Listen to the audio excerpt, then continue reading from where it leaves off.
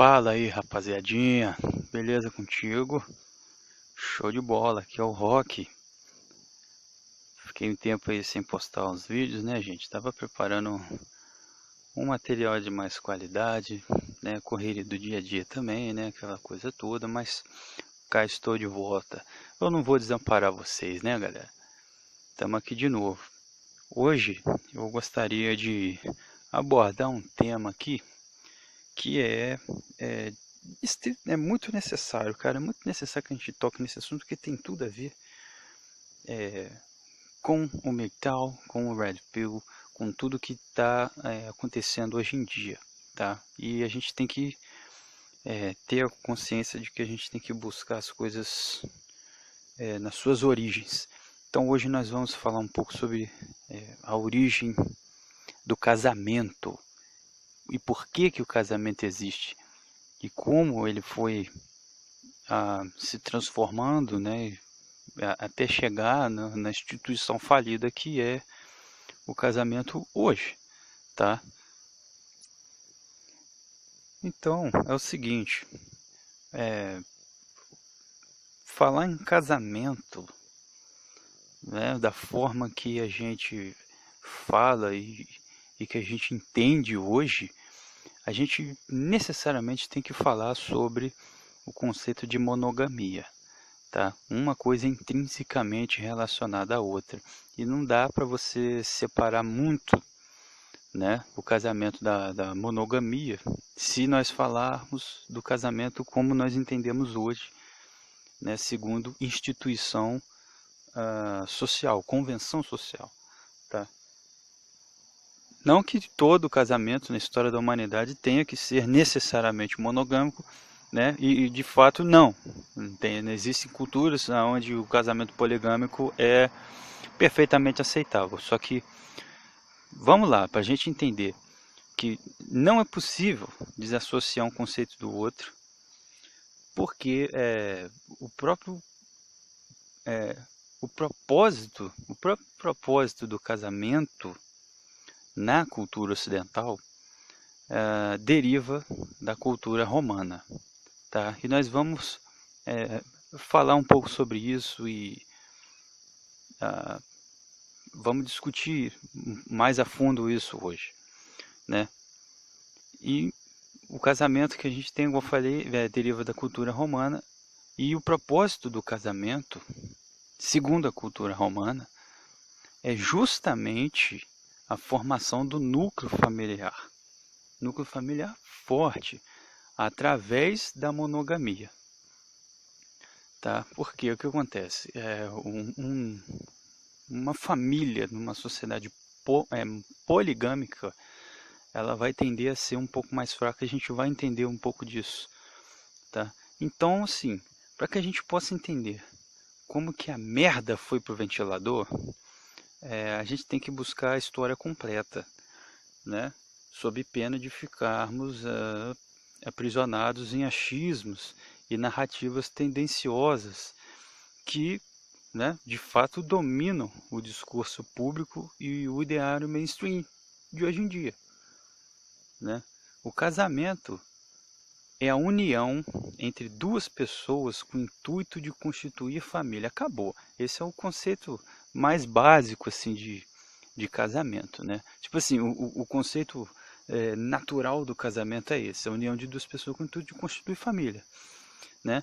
E a família, por sua vez, a gente pode definir como sendo, primeiramente, como uma aglomeração social com o intuito de manutenção da vida e ajuda mútua.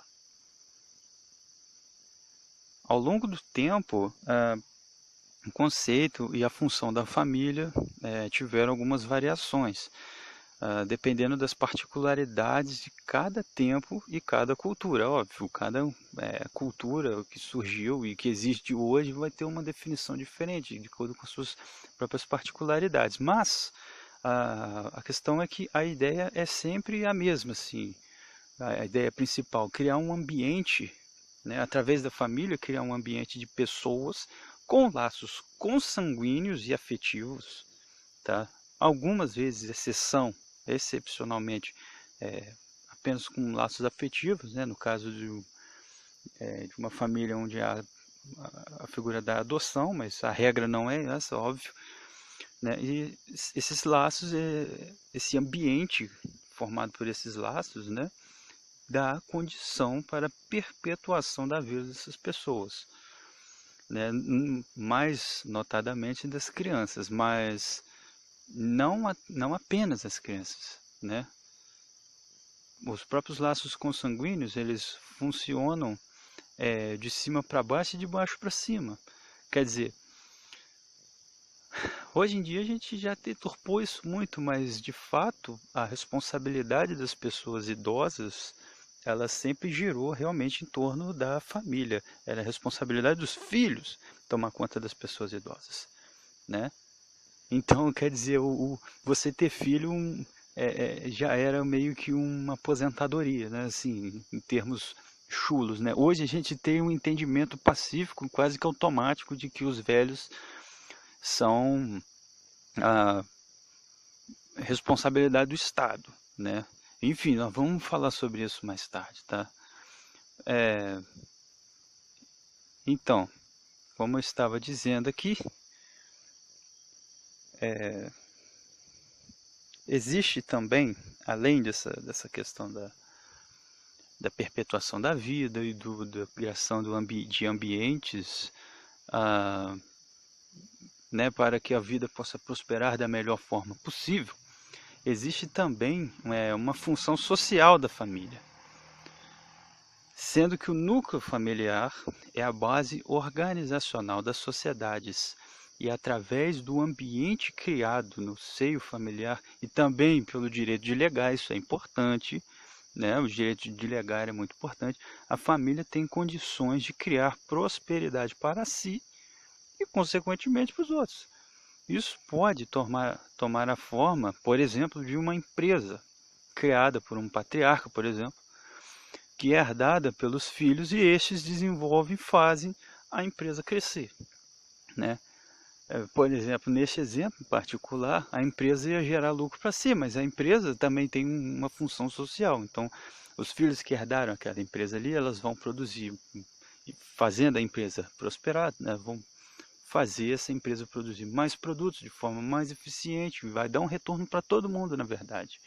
Então, quer dizer, a questão da família tem também uma função social forte. O mesmo poderia ser dito, por exemplo, de uma propriedade rural, o que é muito comum, né?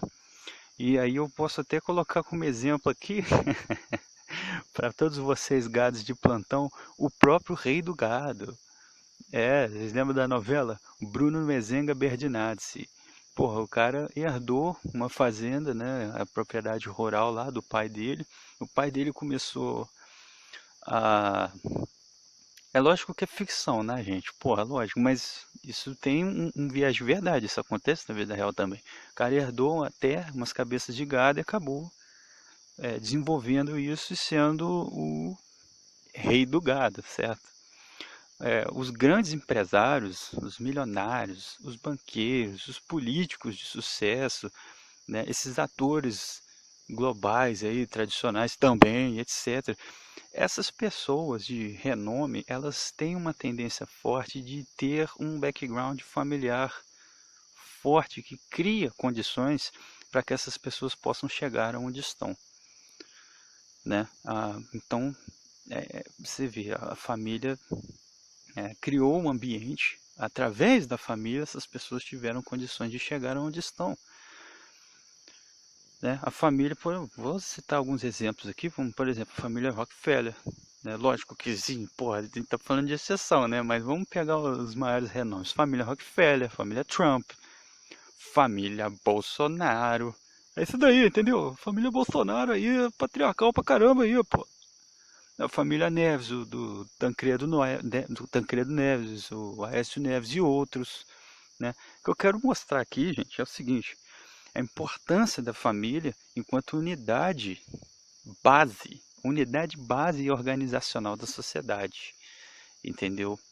É o agrupamento mais basilar, assim, que vai dar capaz de gerar qualidade de vida e criar condições para que as pessoas tenham qualidade de vida, mais ainda do que o Estado em si, entende? Mas enfim, olha só, ao contrário do que hoje se convencionou falar, nunca, né, o casamento nunca foi feito para ser feliz, né? Isso é babaquice, isso é conto de fada da Disney. Desde tempos imemoriais, na pré-história, o conceito de casamento, e eu digo casamento entre aspas, tá, gente? Já existia de alguma forma ou outra. Não o casamento quase nós conhecemos hoje, mas me acompanha aqui. Existia uma certa forma de casamento natural, tá? Porque a própria biologia humana compele que nós nos organizemos de forma familiar.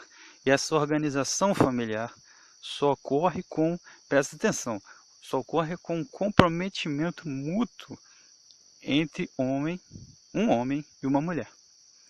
Vamos imaginar aqui, por exemplo, um cenário pré-histórico, tá? Um mundo hostil pra caralho, insalubre, alta taxa de mortalidade, né? Poucas pessoas morrem de velhice, né? Então, com pouca tecnologia e tal, a fêmea humana, ela fica bem mais de 9 meses vulnerável, 9 meses só da gestação. Já visto o próprio tema da gestação, mais o período necessário de amamentação e etc. Né? Isso sem contar o fato de que uma criança fica vulnerável por muitos anos ainda, antes de poder se virar por si mesma. Isso é uma parada meio óbvia, né? Nós seres humanos precisamos de cuidados intensivos durante um longo período da nossa vida. Não é igual outros bichos aí que já cai da buceta lá do... É igual aqueles... É igual o búfalo, né, cara? Já cai da buceta lá, já sai andando. Uma parada muito de louco. Então, vamos lá, gente. Olha só, nesse ambiente pré-histórico que eu descrevi, né, que não coincidentemente nós vivemos e nos desenvolvemos e evoluímos durante milhares, se não milhões de anos. A fêmea precisa de proteção e provisão para si mesma e sua prole. E ninguém melhor para fazer isso do que o próprio macho, que é fisicamente superior e não fica vulnerável, tendo como preocupação principal, além de água, comida e abrigo, a propagação da sua herança genética, tá? Gente, o impulso de sexo, o impulso sexual é muito forte no ser humano, né? Eu já falei isso em outros vídeos, né? Uma das grandes motivações do ser humano é justamente essa coisa instintiva que a gente tem em propagar a espécie, não só no ser humano, né? Qualquer outro animal é assim também. A natureza quis que fosse assim. Ela desenvolveu para que nós fôssemos assim. Se não fosse desse jeito, provavelmente nós não estaríamos aqui para contar a história. Tá? Então é algo assim, a necessidade de reprodução é meio que algo análogo à necessidade de água, comida, sabe? As necessidades assim, mais próximo, né, das necessidades de prioridade, assim, né? Vamos colocar dessa forma. Pode pesquisar isso daí que é batata, isso aí é verdade, gente. Então, o homem tem sim interesse, né? Haja visto isso que eu acabei de falar, ele tem interesse que aquela mulher viva juntamente com a sua prole. E por isso, ele vai fornecer a bendita provisão e proteção, mas, e aí é que está, mas, em contrapartida, ele precisa assegurar que aquele ou aqueles filhos, no plural, sejam mesmo dele.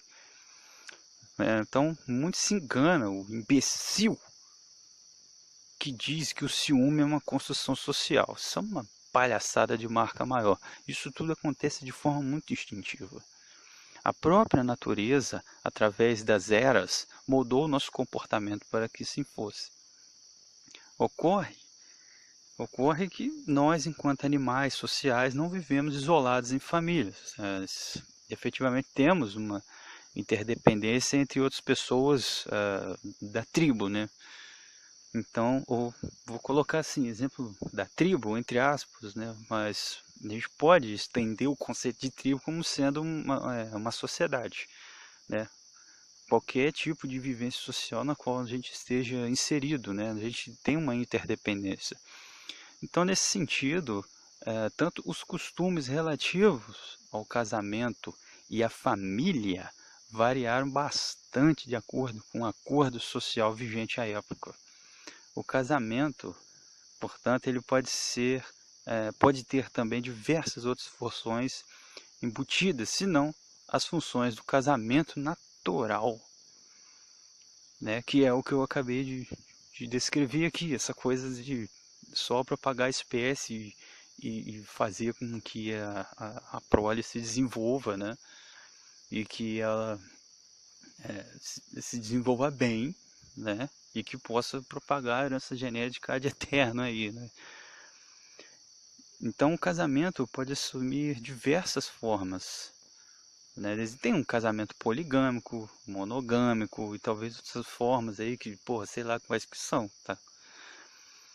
O fato é que, com o aumento da complexidade das sociedades, aumenta-se também a complexidade das relações humanas.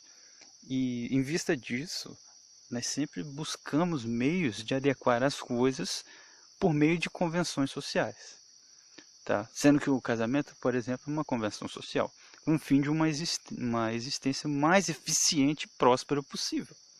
No caso, o relacionamento natural do ser humano é, na verdade, poligâmico, né? Visto que o homem, tendo condições de emprenhar o máximo de fêmeas, emprenhar e manter, né, gente, né? Emprenhar e manter o máximo de fêmeas possíveis, ele vai fazer isso.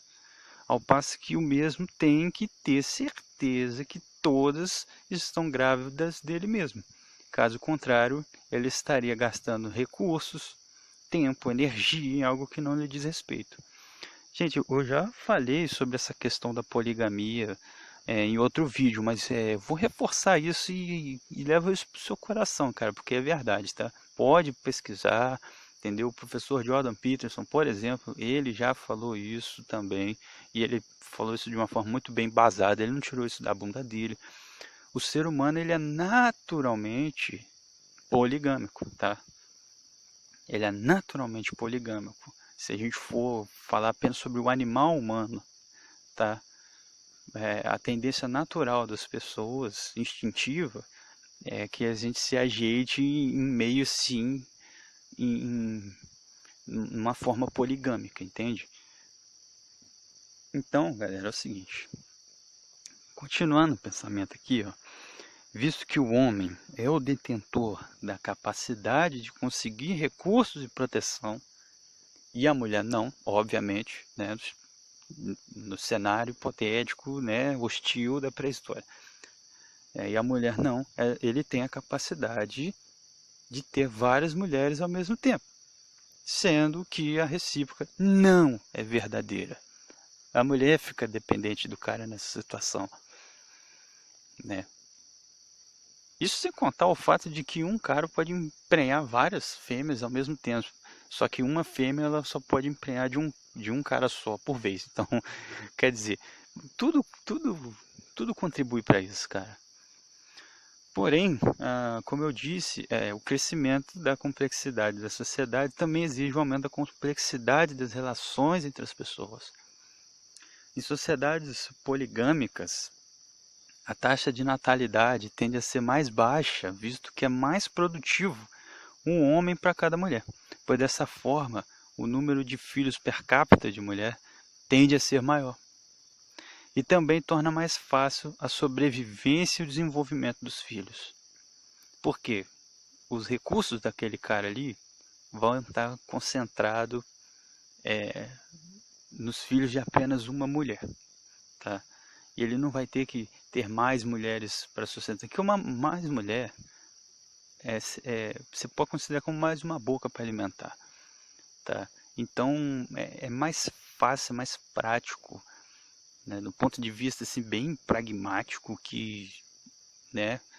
que o homem ele trate apenas de uma mulher só e que emprenhe ela o máximo de vezes possível, ao invés de sair emprenhando o máximo de mulheres possíveis, saca? Pelo menos isso numa situação onde a taxa de natalidade importa. Alta taxa de natalidade importa, como por exemplo numa sociedade complexa em que há necessidade de uma produção cada vez maior. E cada indivíduo conta, tá? Então, outro fator também é que existe uma relação direta. E isso aqui eu falei até numa live com o Raccoon, tá? E isso também você pode pesquisar que é verdade. Existe uma relação direta entre a paz e o número de mulher per capita também. Não é sacanagem não, cara. Já é comprovado que aonde tem menos homens com acesso a mulheres, a violência tende a ser muito maior. Né? Tem estudos mostrando uma maior probabilidade de guerra civil nesses lugares. Olha o absurdo. Fora isso, também tem o fato de que um seio familiar forte é muito mais útil socialmente, pois ele produz mais. Igual eu falei, aquela questão da função social da família. Né? Então, uma sociedade mais racional, mais complexa e menos instintiva, menos primitiva, nós vamos ter uma maior incidência de uma cultura monogâmica. Cultura monogâmica. E isso tanto é verdade que pode ser observado em diversas culturas através da história que não estão relacionadas entre si. Culturas essas que prosperaram durante mais tempo e se sobrepuseram de forma hegemônica entre outras. Exemplos aqui a gente pode citar, por exemplo, o Egito Antigo, existia a monogamia cultural, já era implemento. Na China Antiga, na Mesopotâmia, na Grécia e especialmente em Roma. Né? Conforme eu falei no início do vídeo, a nossa cultura de hoje, cultura ocidental, ela tem as suas bases na cultura greco-romana, da antiguidade. Né?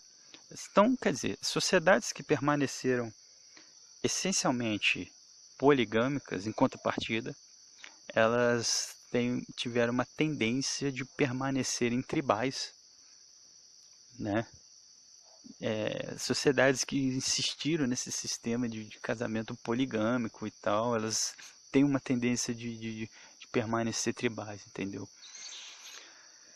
Então, mas aqui é necessária atenção, então, galera, para a gente compreender melhor a nossa situação atual. Tá? Isso posto aqui, né? Vamos prestar atenção agora.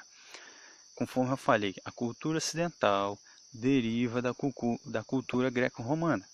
Muitos de nossos conceitos, instituições, direcionamentos derivam dessa cultura. Para fins práticos, eu vou me ater apenas na questão casamento e vida familiar, que a gente pode se estender bastante nisso, é um assunto complexo pra caralho. Né? Mas eu vou falar apenas do casamento. Em Roma, o casamento era uma instituição muito firme e importante, que tinha como finalidade principal a produção de filhos legítimos e não bastardos, filhos legítimos, que esses filhos herdavam as posses. Entre as classes mais altas, especialmente as classes mais altas, no caso os patrícios, o casamento era também uma forma de selar alianças políticas e econômicas. A cada homem era permitido apenas uma esposa legítima. Tá? E presta atenção nisso. Cada homem só poderia ter uma esposa legítima. E ele poderia ter outras mulheres por fora. Contudo, elas não seriam as esposas legítimas. Elas seriam as concubinas. E os filhos gerados pelas concubinas seriam bastardos. Seriam filhos fora do casamento. Tá? E eles não tinham direito à herança, por exemplo. Então, é como se eles não existissem, entende? Eles não tinham direito aos bens do homem. Eu não sei, mas eu acho que ele não tinha direito nem de herdar um nome, nem nada. Era como se realmente não existisse, entendeu? Era como se, tipo assim, a mulher se propôs a a engravidar sem estar casada, então você se fode aí com seu filho, que é você que tinha que se guardar. Era meio que essa a coisa, entendeu? Enfim, eu não tô nem fazendo julgamento de valor, gente. Isso aí é como acontecia. Não tô falando que é certo nem errado, tá? Porra, pelo amor de Deus. Daqui a pouco vai vir gente aí querendo me dar pedrada. É assim que a coisa era, meu irmão. Tá? O adultério, né? Olha só. E aí vem, vem outra questão. O adultério era crime. Porra, você acabou de falar do concubinato. Pô, falei, cara, mas olha só. O adultério era crime punível com pena de morte, tá? Mas o que acontece? A mulher não tinha o direito a ter acesso a outros caras. Olha, lembra o seguinte, cara, não tinha pílula, não tinha camisinha, não tinha essa porra, cara.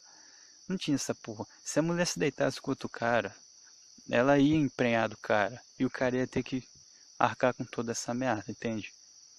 E a mulher tem condição de fazer a fraude parental. Então, o adultério da mulher, nesse contexto, é muito pior. É muito pior. Então, ele era ah, abominado, tá? Ele era abominado. E também era considerado adultério o homem que se deita com uma outra mulher casada. Esse estava também, esse aí estava exposto a ter pena de morte também, entendeu? Aí ele estaria sendo, aí não seria o concubinato, não seria o concubinato, seria adultério de fato. Ele está deitando com outra mulher casada, tá? E a questão, outra coisa também importante era o divórcio restrito, né? O divórcio irrestrito, igual nós temos hoje. Ele não existia, meu irmão, não existia. Aliás, ele acabou existindo, mas só mais tarde, na época do Império, que ele foi implementado, o divórcio restrito. Mas quem já estudou um pouco sabe que mais tarde, na época do Império, a cultura romana foi se degradando cada vez mais. Há quem diga que uma das causas da queda do Império Romano foi justamente essa degradação cultural. Então, vai saber. E pode ser que essa coisa do implemento do divórcio restrito possa ter sido um sintoma ou uma das causas. Não sei, mas existe uma relação aí. Então, vocês vejam, existia toda uma cultura reforçada pelas leis para o implemento da monogamia. Esse modelo organizacional funcionou bem para Roma, e à medida que o império foi se alastrando, outras culturas mais primitivas foram desaparecendo em razão da imposição cultural, em especial no período da Pax Romana. Quem não sabe o que é Pax Romana e quiser saber um pouco mais, dá uma pesquisada no Google que vocês vão ter uma ideia legal, um assunto interessante, tá? Enfim, evidentemente, Roma caiu devido às invasões germânicas, acho que todo mundo sabe, e sua influência também caiu. O império foi fragmentado e houve a transição entre a Idade Clássica, né, a Antiguidade, e a Idade Média. Né? Mais ou menos isso, foi meio que a queda do Império Romano foi meio que um marco assim, principal da transição entre a Idade da Antiguidade, né, e a Alta Idade Média. Lá, salvo engano, foi no ano 300 e pouco, eu não lembro, mas foi meio que por aí. Tá? As tribos germânicas se espalharam por toda a Europa, formando reinos e feudos. Esses povos tinham costumes muito rudimentares. A poligamia e o incesto eram práticas naturais. O casamento para esses povos pagãos tinha também o intuito de manutenção de poder e alianças. Contudo, o conceito de família e casamento era algo rudimentar e, por vezes, ineficiente também. O fato do casamento incestuoso ser prática comum e também o fato do casamento servir como manutenção de alianças políticas e militares, sempre entre as mesmas tribos, os mesmos povos, contribuiu para que as sociedades europeias da Alta Idade Média que foi um período antes do ano 1000, tá? Antes do século 11. Esses povos eles fossem mais isolados, entende? Eles foram um pouco integrados. Eles eram um pouco mais isolacionistas justamente por causa disso, né? Só que aí é o seguinte, a Roma tinha uma carta coringa, né? E essa carta coringa conseguiu efetivamente perpetuar o seu legado cultural. Essa carta coringa, vocês sabem qual é?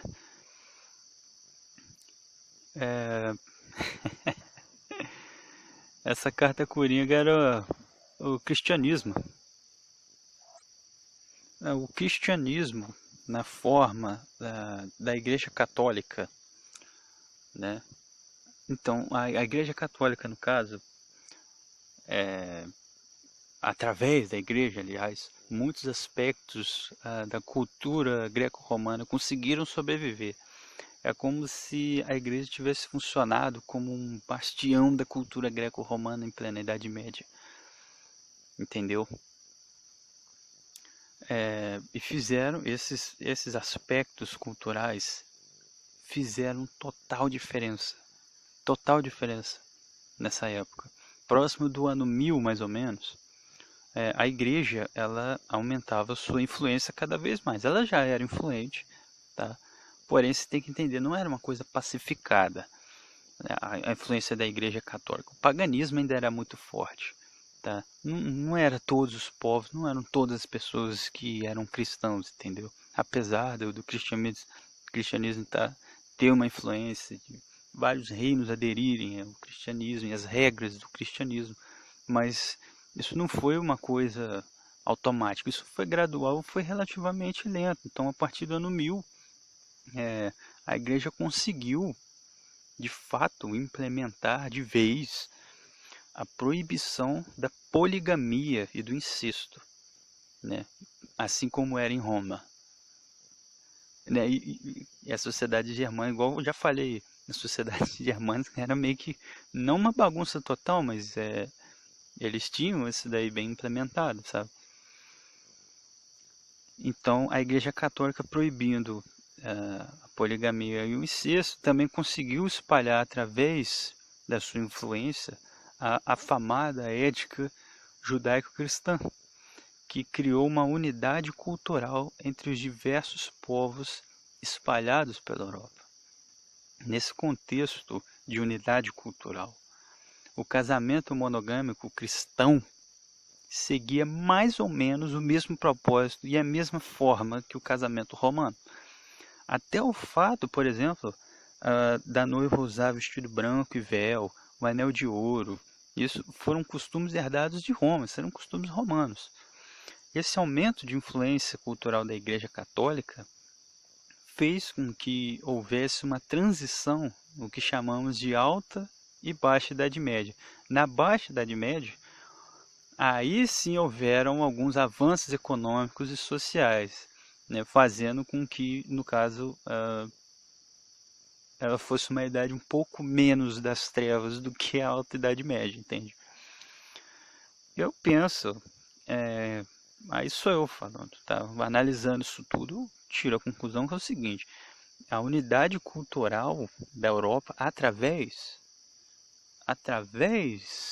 da Igreja Católica, através do cristianismo, teve uma participação pesada nisso. Meio que criou-se uma identidade cultural através do cristianismo por toda a Europa. Isso contribuiu para que as coisas fossem um pouco mais pacificadas e que os povos europeus pudessem se unir mais. Mas, porra, aonde que eu quero chegar? Isso tudo que eu falei isso tudo que eu falei teve que ser explicado porque é necessário a gente entender o contexto das coisas. Hoje, o casamento na civilização ocidental é conceituado segundo o casamento cristão. Óbvio, alguém vai negar isso? Lógico que não, é evidente, né? O casamento cristão não admite poligamia, adultério e divórcio. E é necessário que assim seja. Não porque Deus mandou, apesar de que se você for religioso, você pode considerar isso. Eu não sou. Então propõe uma análise fria e cética. Tá? Ainda que você seja religioso e você ache que Deus realmente mandou, você pode considerar também que não é só por causa disso. Mas porque sem esses 3 pilares, que eu acabei de citar, poligamia, adultério e divórcio, né, a proibição disso, a instituição casamento se corrompe. E também se corrompe a monogamia, visto que a monogamia é cultural. Sem o casamento monogâmico, se enfraquece o núcleo familiar. Sem o núcleo familiar forte, eventualmente se esvai a cultura. Porque a propagação da cultura também é uma das funções da família, tá? Sem o núcleo familiar forte, a prole fica fraca, até mesmo ideologicamente. Culturalmente fraca também. Fica exposta a influências externas. Entendeu? Então, uma das funções da família, que eu até esqueci de mencionar lá, mas uma das funções da família é justamente essa propagação cultural. Então, se a família, o núcleo familiar enfraquece a cultura, e se esvai também a capacidade, né?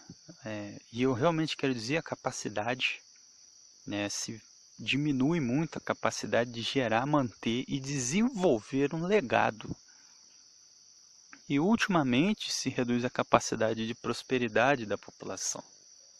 Vocês estão me acompanhando até agora? Eu espero que isso tenha feito bastante sentido, tá? Mas vejam o seguinte, não é isso que está acontecendo hoje? Vejam se não é exatamente isso que está acontecendo hoje. Para que haja manutenção cultural e unidade e prosperidade do povo, é necessário cada vez mais a presença de um Estado maior. Hoje, as famílias desestruturadas, as pessoas têm menos chances de se desenvolver ao máximo de suas capacidades. A baixa taxa de natalidade contribui com que seja necessário uma alta carga tributária sobre cada indivíduo a fim de manter a máquina pública. Hoje, o futuro dos velhos, eu falei isso mais cedo no vídeo, né, mas eu vou repetir, o futuro dos velhos está na Previdência. A responsabilidade do bem-estar dos idosos está na mão do Estado, formando uma bola de neve que cresce a cada ano, sendo que durante a história isso tudo era responsabilidade da família. Basicamente o que acontece aqui é o Estado tendo que tomar para si o papel da família. E é por isso que o Estado está cada vez maior. Ele tem que ficar maior, senão o troço vai para puta que pariu. Né? No modelo que a gente se encontra hoje é meio que inevitável. Porém, o Estado se tornando maior de forma, completamente ineficiente. Porque ele oferece uma péssima educação, né? Ele oferece uma péssima proteção, péssima provisão, tá? E ele efetivamente oferece isso tudo para as pessoas. Ele está fazendo o papel da família, cara. Esse é o papel originário da família, tá? Mas o Estado faz isso porque senão, como não tem famílias fortes, né? Então vai tudo pro caralho. Então ele, além de fornecer os serviços da família de forma muito ruim e substitui pessimamente, ele cobra isso de mim, ele cobra isso de você, ele cobra de todos nós, ele cobra de mim, de você, da sua mãe, do amante da sua mulher, todo mundo, pô. Né? Isso tudo, essa manutenção do papai Estado aí, gera encargos muito altos e que esses encargos valem a todo mundo, só que com juros altos, devido justamente ao que eu falei, a ineficiência, a burocracia enorme da máquina pública. Vocês percebem agora como que uma coisa está relacionada à outra? A cultura é a base do progresso da civilização. Quando nós nos permitimos, aliás, quando nós permitimos que a depravação cultural tomasse conta da nossa sociedade, ela já tomou, tá? Nós permitimos que nós caminhássemos para o fim da nossa civilização. Novamente a história se repete, tá? Babilônia, Império Romano. Interessante falar sobre, por exemplo, a Babilônia, porque houve uma degradação cultural, todo mundo sabe da história, né? Mas no início não era assim, isso aí começou depois. O Império Romano é a mesma história, uma cultura forte que foi se degradando ao longo do tempo. Agora é nossa vez, chegamos aqui, agora somos nós. Eu, particularmente, acredito que a gente ainda tem alguns anos de progresso, né? Porque os avanços tecnológicos hoje são muito rápidos, né? E eu acho que a gente ainda consegue protelar um pouco o nosso fim, tá? Mas a cultura ocidental está fadada ao fracasso. A cultura ocidental igual nós conhecemos hoje, já era, meu filho. Nós já passamos do ponto do retorno. Hoje, nós temos várias gerações que já se distanciaram e muito da ordem que gera o progresso. A ordem que gera o progresso. Não existe nada mais além de resquícios de monogamia cultural no Brasil e no mundo ocidental. Hoje o conceito de família é deturpado de tal forma que podemos dizer que ninguém sabe para que de fato ela existe. A maioria das pessoas não sabe, né? Eu acho que é para ser feliz. Ah, vou ter família que é realização pessoal. Seu bunda mole. Não, cara. Não, porra. Isso não é ensinado nas escolas. Sabe o que ensina na escola hoje? Fala que, eu tenho 2 papais e tá sendo muito legal. Olha, nada contra a homossexual, pelo amor de Deus, velho. Eu não sou homofóbico nem nada, mas assim, você se preocupa, as pessoas hoje, né, a cultura, as escolas se preocupam muito em mostrar uma visão de família que não tem utilidade nenhuma, não tem. Não mostra para que efetivamente ela serve, como ela surgiu, para que, entendeu? Não, cara.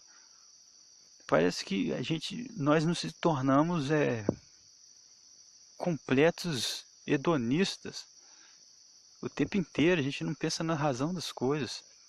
As pessoas, em sua ignorância e irresponsabilidade, acham que a finalidade do casamento para a família é para trazer felicidade. Não, não, porra. Nunca foi, nunca será. Hoje, o divórcio é permitido para aqueles que se sentem tristinhos com os parceiros.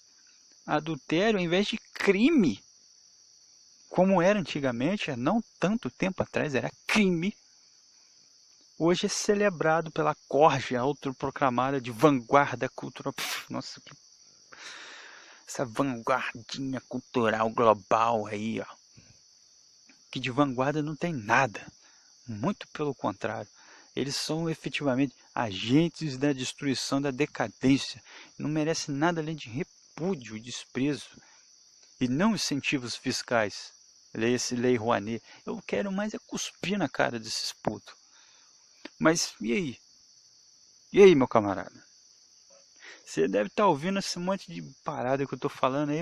Muito provavelmente, tá? Provavelmente, alguns de vocês podem estar se sentindo revoltados com todo esse mar de merda que nós estamos fazendo nado livre a largas braçadas, né? É natural, inclusive, né? É natural que a gente tenha esse sentimento de querer mudar, né? De que, não, povo, somos guerreiros, vamos mudar, vamos salvar a civilização. Olha só, criança, senta aqui. A merda já foi pro ventilador. Eu tô te explicando como que a merda chegou, né? A merda cultural aconteceu, pelo menos esse aspecto do casamento e família aconteceu até agora, tá? A merda cultural já aconteceu, tá? A merda já foi pro ventilador. Hoje nós temos leis já aprovadas e leis que serão aprovadas também. Cada dia aprova-se uma lei feminista diferente. Leis essas que são anti-casamento e anti-família, tá? Mas relaxa, sabe por quê? Porque isso é apenas sintoma. é apenas sintoma. São sintomas de que uma quebra cultural já aconteceu. Ainda que você, homem, se case com uma mulher unicórnio, e a gente usa o termo unicórnio porque o unicórnio não existe, tá? Diferente, então se você se casa com um unicórnio, hipoteticamente, diferente de todas as vias de regra que existem hoje, você está vulnerável a todas as leis. Hoje o casamento para o homem é como entregar uma arma carregada na mão de alguém e pedir para ela apontar na sua cara. Pô. Olha, eu vou dizer um segredo para vocês. Eu já tive umas armas apontadas e carregadas para minha cara, algumas vezes na vida. Isso no sentido literal, meu filho. No sentido literal, tá? E digo para você, não é muito legal não, tá? Casamento eu vejo como se fosse a mesma coisa, porque a mulher ela tem muita coisa a seu favor e você tem muita coisa contra você, tá? Sábio é aquele que evita essa situação. Não é uma questão de covardice, mas sim uma questão de sensatez. Inclusive, não é mesmo covardice, porque é necessário muita coragem você racionalmente vencer o seu instinto natural de querer, sabe, isso para sua vida e simplesmente largar, cara. É necessário coragem, entendeu? Porque você vai enfrentar muito shaming, você vai enfrentar muita coisa ruim, cara. Então, olha, e MGTOW não é uma jornada fácil, tá? Então, é o que eu digo, assim, uma questão de sensatez, cara. E uma questão de coragem também. Olha, meus amigos, olha ao seu redor, olha os exemplos. Hoje, 50% dos casamentos acabam em divórcio. Desses 50%, mais de 75%, salvo engano, mas é essa faixa mais ou menos, é a mulher que inicia o divórcio. Ela sai ganhando com essa merda toda. Você perde o seu tempo, seu dinheiro, seus bens e principalmente seus filhos. Ela ganha, na pior das hipóteses, né? Se ela não tiver nada na vida, ela ganha, na pior das hipóteses, o marido do Estado. Tá?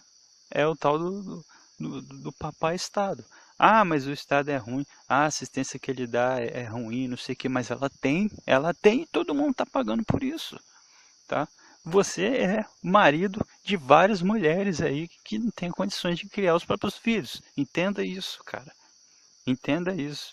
Foi a própria destruição cultural que já aconteceu que fez a gente chegar nesse ponto. Tá? É um jogo de azar, casamento, por causa disso tudo que eu falei. Entendeu? É um jogo de azar, seu tolo de merda. Se alguém diz para você pular de paraquedas, outro exemplo, tá? Se alguém disse para você pular de paraquedas, mas o paraquedas tem 50% de chance de funcionar, você vai pular da porra do avião? É lógico que não, porra. Pra que você vai casar então, caralho? Isso parece uma atitude sábia pra você? Tenham um mínimo, apenas um mínimo de brio, porra. Sigam o seu próprio caminho. A sua ilusão de família tradicional cristã brasileira acabou lá na época dos seus avós, tá? Abram os olhos e vejam que você tem absolutamente tudo contra você. A favor de você, e entenda isso de uma vez por todas. A favor de você é só você mesmo. Quanto mais cedo você perceber essa verdade, melhor você vai poder se resguardar contra isso tudo. Menos miserável vai ser a sua existência nessa terra. Tempos negros são esses. Bom, enfim, eu espero que tenha sido de proveito, tá? E todos vocês tenham um bom dia, tarde e noite. E até a próxima.